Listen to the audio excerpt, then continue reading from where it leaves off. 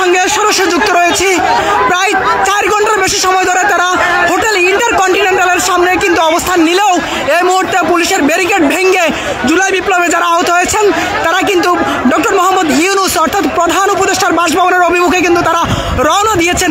তাদের দাবি উন্নত চিকিৎসা এবং পূর্ণ বাসস্থান এবং এছাড়াও রাষ্ট্রীয় যে স্বীকৃতি সেই স্বীকৃতির দাবিতেই কিন্তু তারা গতকাল মধ্যরাতে কিন্তু শ্যামলী পূর্ণ পঙ্গু হাসপাতালের সামনে কিন্তু তারা অবস্থান নেয় এবং তারা আজ সন্ধ্যা 7টার সময় যমুনার অভিমুখে কিন্তু তারা রওনা হয়ে হোটেল ইন্টারকন্টিনেন্টালের ঠিক সামনে যে মোড়টি রয়েছে সেখানে কিন্তু তারা অবস্থান নিয়েছেন এবং এই মুহূর্তে তারা পুলিশের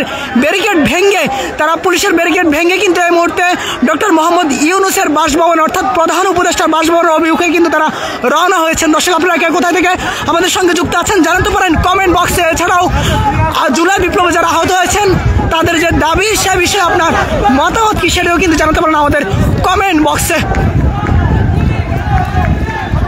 দর্শক একটু যদি দেখানোর চেষ্টা করি, তারা এই মুহূর্তে পুলিশের ব্যারিকেড ভেঙে আমরা যেমন দেখতে পাচ্ছি বাংলাদেশের সেনাবাহিনীর সদস্যরা কিন্তু এই মুহূর্তে তাদেরকে চেষ্টা করছেন যাতে করে ভিতরে প্রবেশ না করতে পারে, কিন্তু চেষ্টা করছেন পরিবেশ নিয়ন্ত্রণে আনার জন্য, কিন্তু এখন পর্যন্ত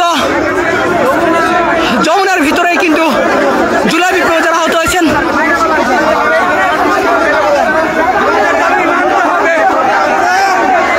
যেমনটি দেখতে পাচ্ছেন বাংলাদেশ সেনাবাহিনীর সদস্যরা সেনাবাহিনীর ব্যারিকেড ভেঙে কিন্তু তারা ঢুকে পড়ছেন।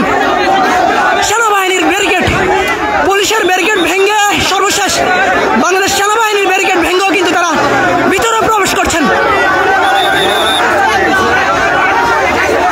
আর কোনো ভাবেই তাদেরকে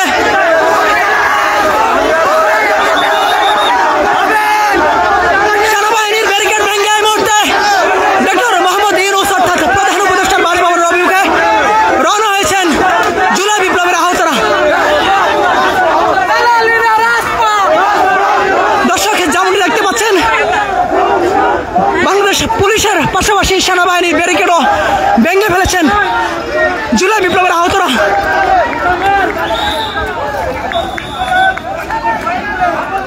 তাদেরকে বোঝানোর চেষ্টা করছেন, তারা বলছেন যে